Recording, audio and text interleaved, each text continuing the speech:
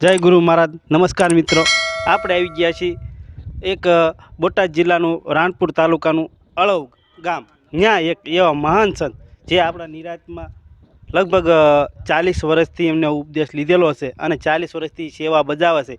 એમનું નામ છે ભૂપત મહારાજ, જે અત્યારે હયાત એમની સેવા એવી ને એવી છે જે પહેલાં કરતા હતા. અને નિરાત મહારાજનો જે ખોડદાસ મહારાજનો ઉતારો પહેલેથી અળવ ગામમાં વધારે હતો.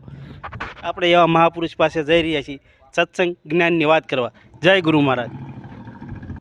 આપણે આવી ગયા છીએ મહાપુરુષ પાસે સત્સંગની કંઈક જ્ઞાનની વાત કરવા, જે આપણને આગળ જે વાત જાણવા મળી છે એ વાતથી આપણે આગળ વધીએ. તો હવે અમને જે તમને યોગ્ય લાગે એવો જ્ઞાન રૂપી પ્રસાદ પીરસો ભગવાન.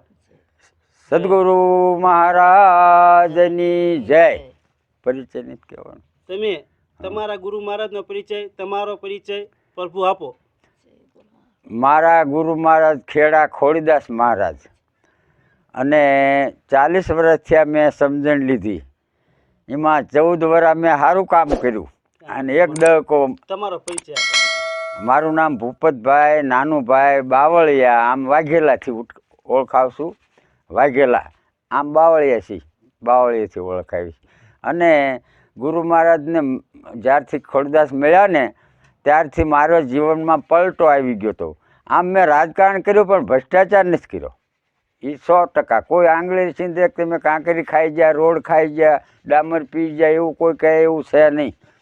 એમાં કોઈ કાંઈ ઘટે નહીં. પણ સદગુરુ મહારાજ મળવાથી મારા જીવનમાં મારા બાળ બચ્ચા જે હોય, મારા માતા પિતાની એવી ઈચ્છા હતી કે આ છોકરો મારો ક્યારે સુધરશે. કારણ કે આપણે નાનપણમાં જે છે ને એ સારા કામ કરેલા, પણ આમ થોડાક વિઘ્ન આવે એવા. કોઈ નુકસાન કરે એવું નહીં, પણ છતાંય મેં 14 વર્ષ એક ધારું સતત એમનું જે શબ્દ કીધા એ પાલન કર્યું. અને 10 વર્ષ મેં ન કર્યું, રાજકારણ કર્યું. અને એમાંથી પાસ ખોડદાસ મહારાજ મને કીધું કાં આમાં રહ્યો કાં નીકળી જાઓ. ત્યારથી આ 22 વર્ષથી ખોડીદાસ મહારાજના પ્રતાપથી અસત્ય બોલવું નહીં, અસત્ય કોઈનું કરવું નહીં, જીવન મોળું જીવવું નહીં. અને સત્ય શબ્દ છે એ હી રામ છે, બીજો રામ નથી. સત્ય શબ્દ છે એને જ રામ કહેવાય. સત્ય શબ્દ એ રામ, સબ ઘટમાં બોલે સત્ય શબ્દ એ રામ. આ સ્વરૂપ છે ને ઈશ્વર. આ સ્વરૂપ જે નીકળે છે ને સ્વર, ઈશ્વરનો સ્વરૂપ નીકળે છે. આપણે ઘરનો શબ્દ નીકળતો નથી. જો અંદરથી ન બોલાય, બહારથી ન બોલાય, બોલે છે ઈશ્વર. અંદરથી ન બોલીએ કાંઈ, બહારથી ન બોલીએ કાંઈ. સંતોના આવા દાખલા છે. અને એ પ્રમાણે આપણે જીવન જીવવું પડે. કહેતે હે કરતે નહીં, મુક્કા બરા લબાડ, ક્યું મુँह લેકર જાયેગા સાહેબ કે દરબાર. સાહેબ કે દરબાર એટલે મોટા સંતોના ઓલામાં. સાહેબ એટલે આ જેટલા સંતો છે એ બધા સાહેબનો જ અવતાર છે, કોઈ કમી નથી. અને મારા જીવનમાં મને ગંગા સતીના જે શબ્દો છે ને, ગંગા સતીના શબ્દો એ બહુ પ્રિય છે. પછી સતાશા બાપુના શબ્દો બહુ પ્રિય છે. મોંઘો મનુષ્ય દે તને ફરી ફરીને નહીં મળે વારંવાર, ભાઈ તું ભજી લે ને કીર્તાર. એમાં સમજવા જેવા શબ્દો છે. કેવા કે જૂઠી કાયા જૂઠી માયા, જૂઠો કુટુંબ પરિવાર, જૂઠું કાંઈ છે નહીં. એ સમજવાનું છે આપણે. આપણા અંદરનો જૂઠી કાયા જૂઠી માયા કીધું. એ શું? જૂઠી કાયા, એ સંતોએ એવા શબ્દો વાપર્યા. કાયા છે ને આ પડી જવાની છે. જેટલી વસ્તુ પડી જાય એ બધી જૂઠી. અખંડજીનું નામ રે, નામ રહંતે ઠાકરા નાણા નહીં રહંત, કીર્તિ કેરા કોટડા પાડ્યા નહીં પડંત. હરિચંદ્ર નામ અખંડ રહ્યું, રામનું નામ અખંડ રહ્યું, કૃષ્ણ ભગવાનનું નામ અખંડ રહ્યું, ખોડદાસ મહારાજનું નામ અખંડ રહ્યું. બાકી બધું પડી જવાનું. આ કાયા છે ને, કાયા સુધી માયા કીધી છે. અને કાયા ન હોય તો આત્મા ક્યાં આટા મારે? આ દેહ હોય ને આત્મા છે. દેહ ન હોય તો આત્મા શું કરે? ખરેખર આ દેહ છે એટલે બધું છે. જૂઠી કાયા જૂઠી માયા, જૂઠો કુટુંબ પરિવાર. એટલે શું કીધું છે? જૂઠી કાયા જૂઠી માયા, જૂઠો કુટુંબ અને જૂઠો પરિવાર. આ પોતાનું કુટુંબ પોતે સુધારવાની જરૂર છે. પોતાનું જીવન સુધારવાનું. કુટુંબ આપણું, મારું કુટુંબની વાત કરું. આંખ મારી છે, મારે શું જોવું મારી સત્તાની વાત. આ કાન મારા છે, મારે શું જોવું મારી સાંભળવું મારી સત્તાની વાત છે. આ તમામ અવયવો રહ્યા, હાથ પગ મારે કેવા કામમાં વાપર, આ બધું આ મારું કુટુંબ છે. આ કુટુંબ સુધારો તો પરિવાર સુધરે સુધરે ને સુધરે. આ કુટુંબ અવળું હાલ્યું પછી બીજાનો દોષ કાઢવો એ વ્યાજબી ન કહેવાય.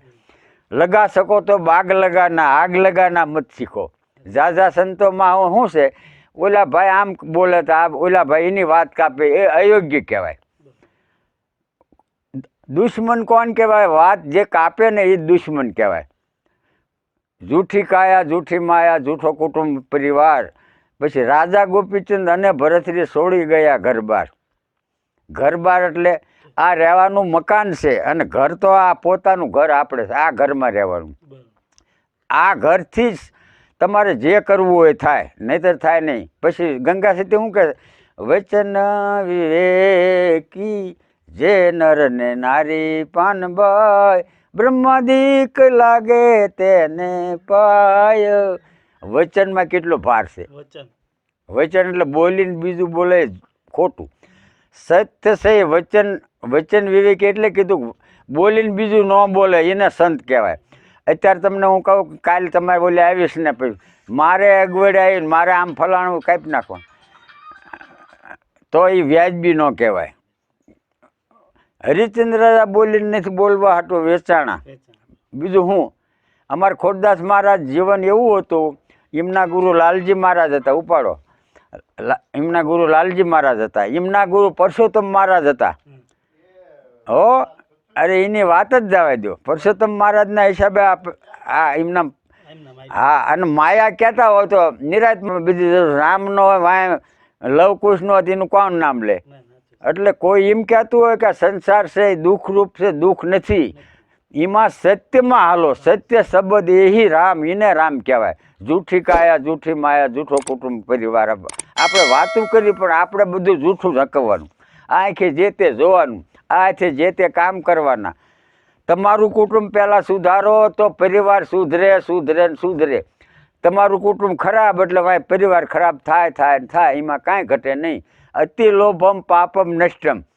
બધાનો સંગ કરવો પણ લોભિયાનો સંગ ન કરવો. કામ ક્રોધ મત લોભ મોહમાં જ્ઞાને જોવો નથી સાર. સમજ્યા? અતિ લોભ કોને કહેવાય? કામી, ક્રોધી, લોભી, લાલસુ આ બધા તો છે જ. અને અમારામાં જે પ્રતિજ્ઞા મુકાવે છે ને, 84 ફરવા જવું પડે છે એમ કહે છે ને, 184.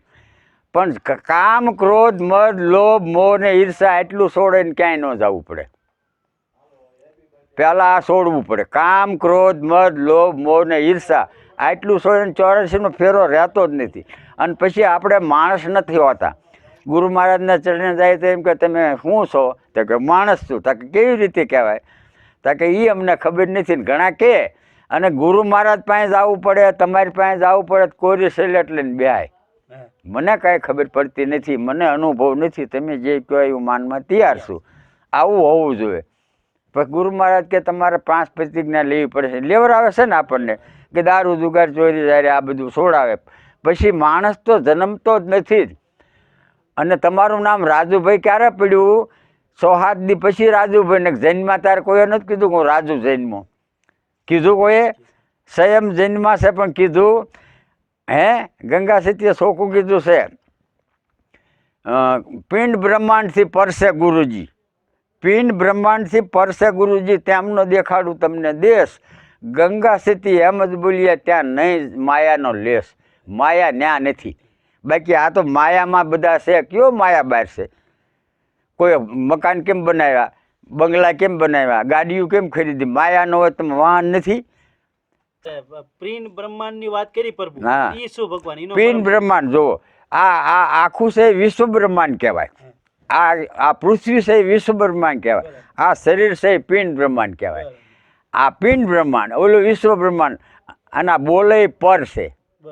આ પર છે. હા, આ પિંડ બ્રહ્માંડ, ઓલું વિશ્વ બ્રહ્માંડ. અહીંયા ખોળવા નહીં જવાનું, જેવું અહીંયા છે એવું જાય છે. એમાં કાંઈ જુદું છે નહીં. પછી ગંગા સતીના શબ્દો શું કહે? વચન વિવેકી ઝેરનર નારી, બ્રહ્માદિક લાગે તેને પાય. પછી શું કહે છે? બ્રહ્માદિક ક્યારે પાય લાગે?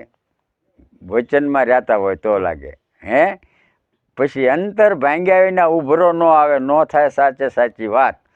આંટી છૂટે અંતર તણિત પ્રભુજી દેખાય આપોઆપ ત્યાં ખોળો જવાની આંટી છે ને આંટી નડે છે. આંટી છોડે એને સદગુરુનું પરિપૂર્ણ જ્ઞાન શું કહેવાય. હું કંઈક છું, હું કરું છું, હું આમ કરું છું, એ બધું ગપ છે.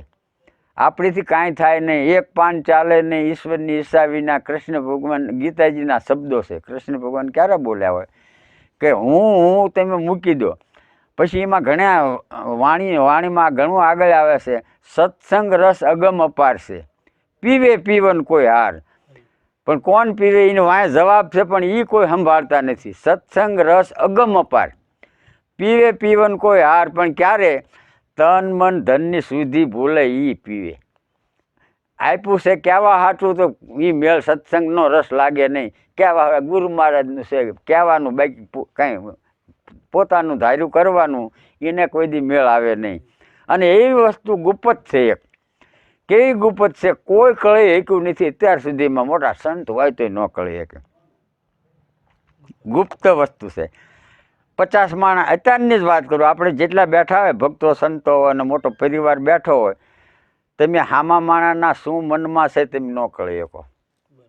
એ ગુપ્ત વસ્તુ છે, મહાન છે. અને એ ક્યારે મહાન થાય? વાલો મારો પ્રેમને વંશથ્યા રાજી, એમાં શું કરે પંડિતને કાજી. બોલો, વિદુરજીની ભાજી ખાઈ દઈને દુર્યોધનના મેવા થઈ જાય ને. ભાવ છે એ મોટું છે. ભાવ છે એવું એક જ્ઞાન નહીં. તમારો ભાવ છે, પ્રેમ છે, અને પાછો મોહ છે એ મારી નાખે. મોહમાં મરી જ જવાય, અને એમાં ગયા એટલે ખેલ ખલાસ થઈ જાય છે. સમજ્યા? સત ચિત્ત ઓર આનંદ, સત ચિત્ત ઓર આનંદ, એમાં અખંડ રહેવાનું, પરિભ્રમ રહેવાનું. એમાં ઘટે તો બધું ઘટે. આનંદ સ્વરૂપ છે ને એવું એકય સ્વરૂપ નથી.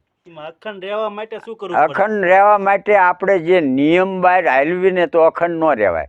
બોલીને બીજું બોલો તો નહીં, સારા કામ ન કરો તો બીજું નહીં, આપણને નિયમ દીધા હોય તો કોઈનું ખરાબ કરો તો અખંડ ન કહેવાય. સત્યમાં હાલવું પડે.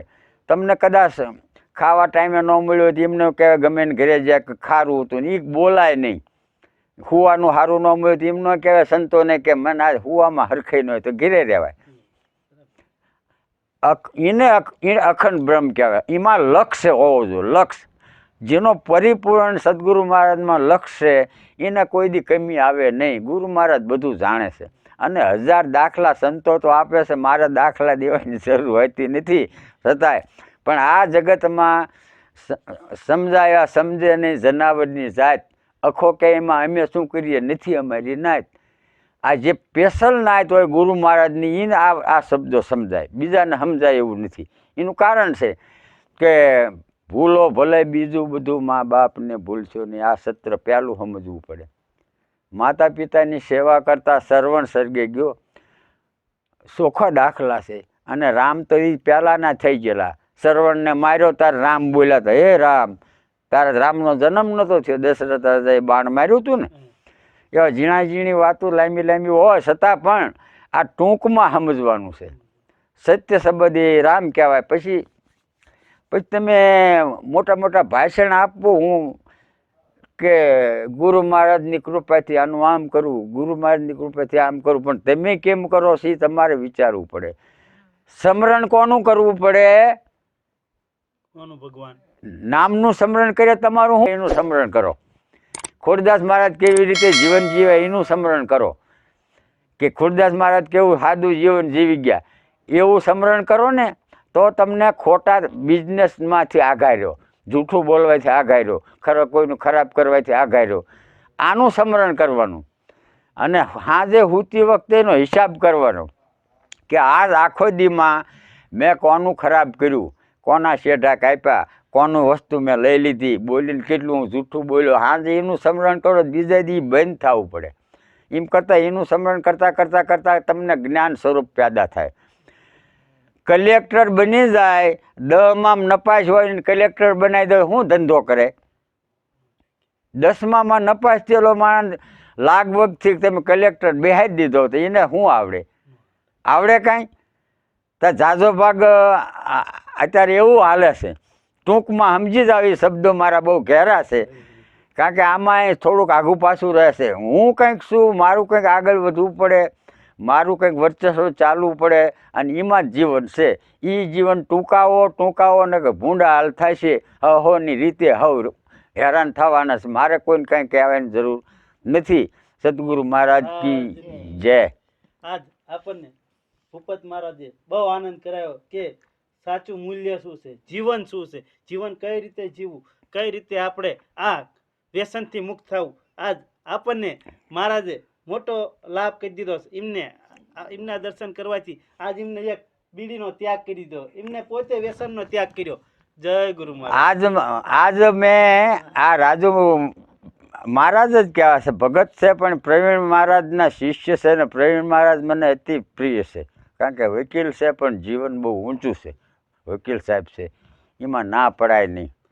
અને આજથી અત્યાર સુધીમાં મને છોકરાઓ કહી રહ્યા, ઘણા સંતો કહી રહ્યા કે વ્યસન બીડીનું મારે એક જ છે, બીજું મારી જિંદગીમાં દારૂ જુગાર છે એવું તો મેં જિંદગીમાં નથી કરેલું.